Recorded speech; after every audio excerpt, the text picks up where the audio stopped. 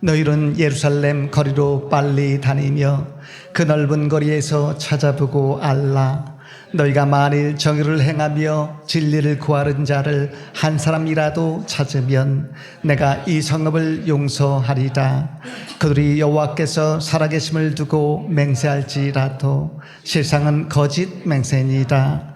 여호와여, 주의 눈이 진리를 찾지 아니하시나이까? 주께서 그들을 치셨을지라도 그들이 아픈 줄을 알지 못하며 그들을 멸하셨을지라도 그들이 징계를 받지 아니하고 그들의 얼굴을 바위보다 굳게 하여 돌아오기를 싫어하므로 내가 말하기를 이 무리는 비천하고 어리석은 것뿐이라. 여호와의 길 자기 하나님의 법을 알지 못하니 내가 지도자들에게 가서 그들에게 말하리이다. 그들은 여호와의 길 자기 하나님의 법을 안다 하였더니 그들도 일제히 멍에를 걷고 결박을 끄는지다. 그러므로 숲에서 나오는 사자가 그들을 죽이며 사막의 이리가 그들을 멸하며 표범이 성읍들을 엿본즉 그리로 나오는 자마다 찢기리니 이는 그들의 허물이 많고 반역이 심함이니이다. 아멘. 어느 날 한 60대 성도가 거울로 자신의 얼굴을 보며 생각을 했습니다. 내가 이제까지 어떻게 자녀들을 잘 키울 수 있었을까? 너무 신기하다. 내 모습을 보니까 아직도 연약한 모습인데 내가 능력이 있어서였을까? 내가 책임감이 있어서였을까? 그때 그가 곧 깨달았습니다. 이 모든 것이 하나님의 은혜였다. 그 은혜가 없었다면 지금의 나는 존재하지 않았을 것이다. 내가 지금 존재하는 이유는 하나님의 은혜 때문입니다. 그 은혜가 있기 때문에 이 세상에 희망이 없는 사람은 없는 줄로 믿습니다. 왜 걔가 주일의 사랑을 받습니까? 절대 배신하지 않기 때문입니다. 하나님은 하나님을 배신하지 않고 은혜를 아는 신실한 의인 한 사람을 지금도 찾으십니다. 왜 소돔이 멸망했습니까? 의인 10명이 없었기 때문이었습니다. 소수의 의인이 그만큼 중요합니다. 지금 지구촌 곳곳에서 벌어지는 전쟁과 테러의 핵심 원인은 극단주의입니다. 무엇이든지 극단적인 것은 매우 위험합니다. 무슨 주의라고 할 때 주의란 말이지요. 주된 의 그리고 최고의 의라는 그런 뜻을 가지고 있습니다. 의는 귀한 것이지만 최고의 의를 과시하면 위험해진다라는 그런 뜻입니다. 초심으로 돌아가자라는 그런 말은요, 뿌리를 찾자, 근보로 돌아가자라는 그런 말과 유사합니다. 뿌리를 찾고 근보로 돌아가자는 말은 좋은 말이지만 근본주의라는 말은 근본을 너무 내세우는 의라는 뜻으로서 좋지 않게 될 수도 있습니다. 아무리 좋은 것도요, 주의라는 그런 말이 붙으면은 주의하십시오. 개인은 존중해야 되지만 개인주의에 매몰되지 마십시오. 사회를 생각하는 사회성은 필요하지만 사회주의에 매몰되지도 마십시오. 의를 추구하는 것은 좋지만은 주의를 추구하는 것은 위험할 수가 있습니다. 극단주의는 더욱더 주의를 하십시오. 극단이라는 위험한 말에 주의라는 주의할 말까지 붙었기 때문입니다. 역사상 수많은 전쟁과 폭력과 살인은 극단주의에서 비롯이 되었습니다. 왜 극단주의가 위험합니까? 생각과 사상과 입장이 다른 사람을 나처럼 만들려고 강요하거나 나와 다르다고 제거하려고 하기 때문입니다. 극단주의에 빠지면은 자신의 의의를 확실을 하니까 애매모호한 점이나 무속 같은 것은 멀리할 것 같은데 오히려 더 의지하는 것을 보게 되는 것이죠. 왜 그렇습니까? 극단적인 삶을 추구하면서 생기는 불안과 초조와 공포를 조금이라도 덜기 위해서인 것입니다. 의롭게 사시되 의를 과시하지는 마십시오. 기독교의 사랑은 성육신의 사랑입니다. 그렇기 때문에 강요하지 않는 것이고요, 남을 나처럼 만들기보다 나를 남처럼 만드는 것이 바로 성육신의 사랑입니다. 위대한 성경의 인물들은 자신의 의를 과시하기보다 하나님을 내세우고 그리고 복음의 의를 내세운 인물들이었던 것을 보게 됩니다. 복음의 의는요, 십자가의 사랑을 뜻합니다. 성도는 불의한 세상에 의와 사랑의 횃불을 들라고 부름을 받은 존재입니다. 그러한 부르심에 응하는 의인 한 사람을 하나님께서는 지금도 찾고 계신 줄로 믿습니다. 예레미야 4장에서 하나님의 수많은 심판의 말씀을 하신 후에 희망의 말씀을 주셨습니다. 하여튼 오늘 우리가 읽은 본문 1절 말씀 다시 한번 보세요. 너희는 예루살렘 거리로 빨리 다니며 그 넓은 거리에서 찾아보고 알라. 너희가 만일 정의를 행하며 진리를 구하는 자를 한 사람이라도 찾으면 내가 이 성읍을 용서하리라. 이 말씀은 예루살렘에 의인 한 사람이 없었다는 암시이고요, 한 사람의 의리 얼마나 소중한지를 잘 교훈하는 말씀인 것을 보게 됩니다. 하나님이 찾으시는 의인은 어떤 사람일까요? 오늘 본문 말씀을 중심으로 해가지고 하나님이 찾으시는 의인 세 가지 정의 같이 한번 생각해 보기를 원합니다. 첫 번째는요, 거짓 맹세가 없는 자입니다. 본문 2절 말씀 다시 한번 보세요. 그들이 여호와께서 살아계심을 두고 맹세할지라도 실상은 거짓 맹세니라. 세상에서 제일 고약한 삶은 크리스천이란 이름을 가지고 하나님의 이름을 내세워서 거짓말하는 삶입니다. 거짓 맹세를 하지도 말고 거짓 맹세, 거짓 기적, 거짓 예언, 거짓 치유에 속지도 마십시오. 그럴듯한 거짓에 속지 않도록 한 번 더 기도하고 묵상하고 생각하면 하나님께서 거짓을 드러내시게 하거나 깨닫게 하실 줄로 믿습니다. 거짓된 삶을 살다가 거짓에 속으며르지요. 거짓된 삶을 살다가 점차 자신도 거짓말쟁이가 되는 것을 보게 됩니다. 처음에는 가짜 뉴스에 속다가 나중에는 가짜 뉴스를 직접 만들기까지 합니다.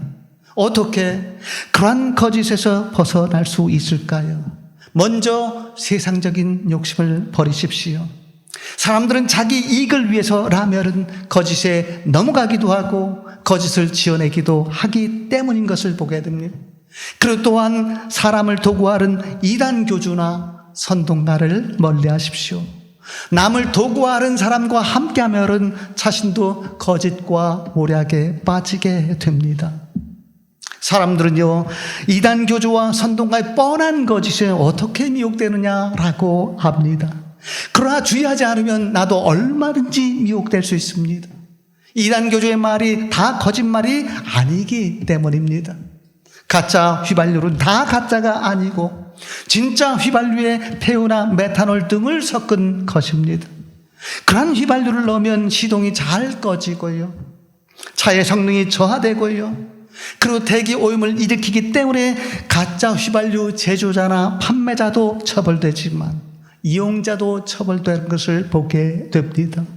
하나님은요, 가짜 말씀을 섞어 전하는 이단 교주나 거짓 선동가도 처벌을 하시지만 가짜 말씀에 속은 신자들도 벌하시는 것을 보게 됩니다. 가짜 뉴스에 속지도 말고 가짜 말씀에는 더욱 속지 마십시오. 이단 교주에게 속으면 거의 모든 것을 잃게 됩니다. 약자를 괴롭히는 사람보다 더 주의할 사람은 약한 영혼을 가스라이팅하는 사람입니다. 그렇기 때문에 이단 교주로부터 거짓과 모략의 낌새를 느낀다면 속히 가짜 말씀에서 벗어나고, 거짓이 심하다면 당국에 꼭 신고를 해서 추가 피해자가 없도록 일조해서 그 전에 거짓과 모략으로 남에게 끼친 피해를 일부나마 보상을 해야 됩니다. 그처럼 가정과 사회와 나라와 후대를 잘 지키려면 거짓말을 최대한 삼가고 거짓에 속지 않은 의인의 길을 갈 수 있기를 바랍니다. 두 번째로요, 하나님이 찾으시는 의인은 하나님께 돌아오는 자가 의인이다 라고 우리 본문은 말씀하고 있습니다. 3절 말씀 다시 한번 보세요. 왜 하나님께서 선택된 백성을 치고 심지어는 멸하십니까? 하나님께 돌아오게 하기 위해서였던 것을 보게 됩니다. 하나님은 사람의 어떤 선행보다 하나님께 돌아오는 것을 더 원하십니다. 가족이나 사랑하는 사람이 부르면은 잠깐만요, 일을 끝내고 갈게요 라고 하기보다, 정말로 다급한 일이 아니면 예 갈게요 라고 말하고 최대한 빨리 행동을 하십시오. 그러한 행동이 상대의 사랑을 받게 만들고요, 상대의 실망감과 우울감과 패배감을 신비하게 치유하는 역사를 만들어낸 것을 보게 됩니다. 특히 하나님의 부르심에 즉각 응해서 하나님께 돌아서면은 영혼과 육신과 일터가 기적적인 치유와 회복의 은혜를 입게 되는 것을 보게 됩니다. 왜 유대 종교 기득권자들이 예수님에게서 소외가 되었습니까? 자신들의 생각과 전통을 바꾸기 싫고 자신들의 기득권과 높은 위치를 놓치기 싫어서 그를 향한 하나님의 부르심을 외면했기 때문인 것을 보게 됩니다. 명사수가 되려면 조준점과 탄착점이 일치하도록 가늠자와 가늠쇠를 조종하는 0점을 잘 맞춰야 됩니다. 복된 인물이 되도록 인생 0점을 잘 맞추려면 어떻게 해야 될까요? 하나님께 돌아간 후에 거기서부터 새로운 시작을 시작하면 됩니다. 하나님의 부르심에 기쁘게 응하는 사람은 대개 소외된 사람입니다. 그렇기 때문에 지금 중심에 있을지라도 변방 시절의 초심을 잃지 마십시오. 지금 가진 것이 있어도 가진 것이 없었을 때의 초심을 가지고 하나님의 부르심에 응하시기를 바랍니다. 잔치 중에도 가끔 조용한 묵상 시간을 내어서 초심을 새롭게 다짐을 해야지, 하나님께서 나의 생각과 그 일상에 임하셔서 내적인 힘을 잃지 않고 인생 길도 잃지 않는 것을 보게 됩니다. 그처럼 수시로 하나님께 돌아가면서 초심으로 돌아갈 수 있기를 바랍니다. 한 사람이 이발학원에서 이발을 배울 후에 이발소를 차렸습니다. 첫 손님이 오니까 그런 이발을 잘못할까 봐 부들부들 떠는 소로 조심스럽게 이발을 했습니다. 그때 손님이 말을 합니다. 이분은 약간 이렇게 깎으면 어떨까요? 그러니까 이발 후에 그는 손님에게 미안하다면서 이발 비용 14,000원 중에 10,000원을 돌려주었습니다. 손님은 이발사에 피 같은 눈을 받을 수 없어서 돈을 생각하면서 생각을 했습니다. 저렇게 두렵고 떨리는 마음으로 겸손하게 행동하는 것이 바로 초심이구나. 나는 초심을 잃지 말고 늘 하나님 앞에 겸손하자라고 다짐을 했습니다. 추종자가 많은 이단 교주나 선동가에게 가장 없는 것이 무엇입니까? 바로 초심입니다. 추종자가 많아지면서 두렵고 떨리는 마음을 잃고 청중을 자기 손 안의 공깃돌처럼 여기기 때문입니다. 거짓말이나 과장된 말에도 잘 속고 따르는 대중의 모습에 취해가지고 점차 초심을 잃게 되는 것입니다. 나로 인해서 남이 혹시 상처를 입지 않을까 하는 두렵고 떨리는 초심을 잃지 않는 의인 리더를 꿈꿀 수 있기를 바랍니다. 그러려면 하나님께 돌아서고 돌아가는 삶을 끊임없이 훈련할 수 있기를 바랍니다. 세 번째로, 하나님께서 찾으시는 의인은 하나님의 길을 가는 자다라고 본문은 말씀하고 있습니다. 본문 4절 말씀 다시 한번 보세요. 당시 유다 백성들은 하나님의 길, 즉 하나님의 법을 알지 못하는 비천하고 어리석은 모습을 보였습니다. 계속해서 5절 말씀 보세요. 그 사실을 예레미야가 유다 지도자들에게 지적을 하니까 그런 자신들이 하나님의 길을 알고 있다고 반발을 하면서 하나님의 길을 가지 않고 하나님의 멍에와 결박을 내던졌던 것을 보게 됩니다. 결국 글이 어떻게 됩니까? 본문 6절 말씀 보세요. 그러므로 수풀에서 나오는 사자가 그를 죽이며 사막의 이리가 그를 멸하며 표범이 성읍들을 엿본즉 그리로 나오는 자마다 찢기리이지. 이는 그의 허물이 많고 반역이 심함이니 있다.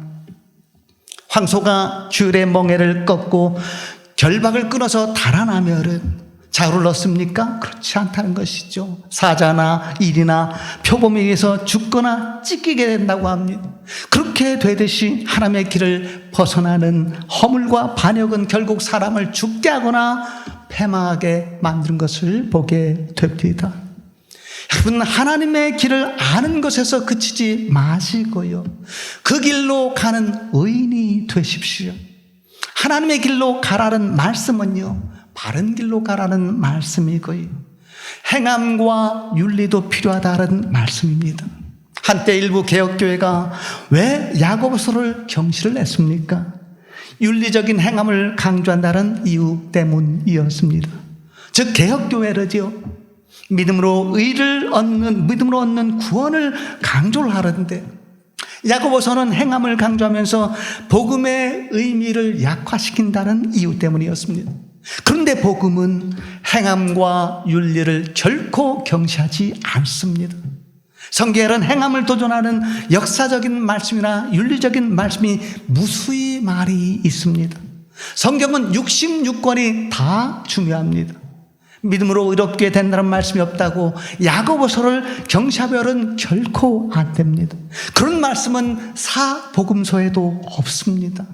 믿음으로 의롭게 됨을 강조하는 로마서나 갈라디아서도요, 후반부 말씀은 대부분 윤리적인 말씀인 것을 보게 됩니다. 믿음과 행함은 양자택일의 것이 아니고 같이 가야 하는 것이고요, 성령 충만한 삶과 성령의 열매 맺는 삶도 역시 같이 가야 하는 것입니다. 하나님은 지금도 성도답게 살려는 한 사람의 의인을 찾으신다는 사실 잊지 마시를 바랍니다. 중국 춘추 시대의 노나라에 한 가난한 여자가 살고 있었습니다. 그 즈음에 제 나라에서 노나라를 정복하려고 쳐들어와서 그녀는 한 아이를 품에 안고 한 아이는 손을 잡고 피난을 떠났습니다. 그런데 제 나라 병사들이 너무 가까이 와서 더 이상 둘 다 데리고 도망칠 수 없어서 품에 안은 아기를 버리고 손을 잡은 아이만 데리고 도망을 가다가 결국 붙잡히게 되었습니다. 그때 그녀가 품에 안은 아기를 버리는 모습을 본 제 나라 장수가 이상해서 물었습니다. 왜 품에 안은 아기를 버리고 손을 잡은 아이만 데리고 도망쳤는가? 그녀가 이렇게 대답을 했습니다. 품에 안은 아기는 저의 아기이고 손을 잡은 아이는 형님의 아이입니다. 위급할 때 저의 아이를 살린 것은 사적인 사랑이고 형님 아이를 살린 것은 공적인 사랑인데, 제 아이를 살리면 저는 좋아도 저의 집안과 우리 나라는 어떻게 되겠습니까? 그 말을 장수로부터 전해 듣고 왕은 즉시 군대를 철수시키면서 말을 했습니다. 이런 의리 있는 나라를 쳐들어가면 우리 나라는 불의한 나라가 되고 나는 불의한 왕이 될 것이다. 결국 의인 한 사람으로 인해서 나라 전체가 구원을 받았던 것을 보게 됩니다. 하나님은요, 의인 한 사람으로 인해 진노를 거두시고 그가 속한 공동체를 구원하시고 복을 내려 주십니다. 가정과 교회와 사회와 국가가 말한 것은 경제력이 없어서가 아니고 소수의 의인이 없어서입니다. 조금 잘 살게 되었다고 도덕성과 공동체성이 사라지고 민족적인 교만에 빠진다면 더 잘 살될 경우에는 어떻게 되겠습니까? 더 망하게 되는 것이죠. 겸손한 신앙과 도덕성이 있어야 공동체가 점차 안정이 되면서 경제적인 번영도 따르게 되는 것을 보게 됩니다. 내가 정직하고 진실한 의인이 되면 내가 속한 가정과 교회와 사회와 국가가 하나님의 은혜를 입습니다. 더 나아가서 하나님이 사회에서 한 사람의 의인을 찾으시는 원리는요, 사람에게서 한 분의 장점을 찾으시는 원리로 확대해서 적용할 수 있습니다. 즉, 하나님은 허물이 많은 사람에게 있는 한 가지의 훌륭한 점 때문으로도 그를 긍휼히 여기시는 것을 보게 된다는 말씀입니다. 그렇기 때문에 내게 있는 한 가지 훌륭한 점을 최대한 살려가며 일하십시오. 장점을 최대한 살려가며 일하는 삶이 단점을 최대한 커버해가며 일하는 삶보다 더욱더 복된 삶이 됩니다. 동물 농장을 활기차게 만들려면 새는 열심히 날고 물고기는 열심히 헤엄치면 됩니다. 새가 물고기가 부럽다고 헤엄치는 법을 배우고 물고기가 새가 부럽다고 나는 법을 배우면 동물 농장은 엉망진창이 될 것입니다. 여러분, 자녀를 잘 키우고 싶으면 단점을 드러내어 비교하기보다 장점을 인정하고 격려해 주십시오. 단점 하나로 장점 10개를 덮어버리는 삶보다 장점 하나로 단점 10개를 덮어주는 삶이 복된 삶이고 그런 삶이 복된 인물이 됩니다. 어느 날 잘생긴 한 청년이 외모가 많이 부족한 여자와 결혼을 했습니다. 얼마 후에 그 친구가 그의 집에 놀러 갔다가 신부가 차를 타러 갔을 때 조용히 말을 했습니다. 평생 보고 살 건데 괜찮겠어? 그가 말했습니다. 조금 있다 보면 알아. 잠시 후에 신부가 차를 대접하고 함께 대화를 하는데요.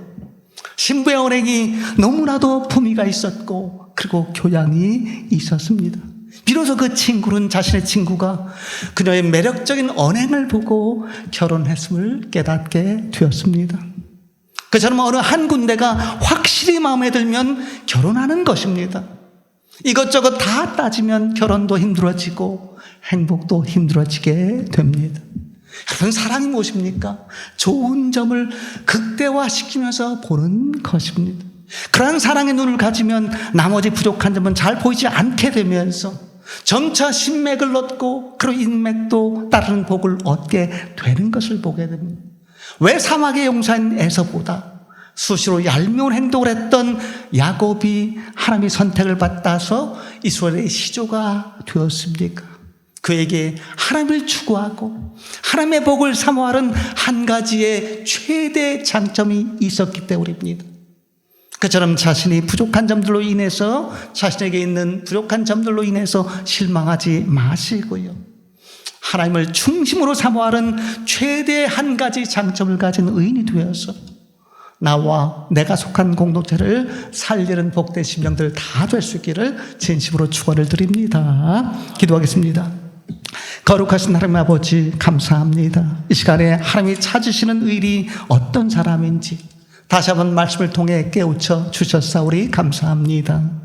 오늘도 주신 말씀처럼 거짓 맹세가 없고 하나님께 돌아오는 삶을 힘써 훈련하면서 초심을 찾고 하나님의 길을 가면서 중심으로 하나님을 사모함으로써 가정과 교회와 사회와 국가를 살려가는 저희들 되게 하여 주옵소서. 오늘도 변함없이 저희 교회를 위해서 간절히 기도합니다.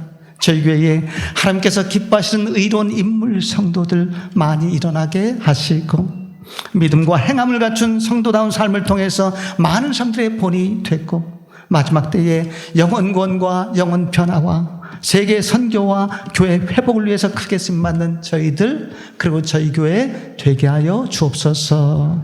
이루어 주신 줄 믿고 감사하며 예수님 이름으로 기도드리옵나이다. 아멘.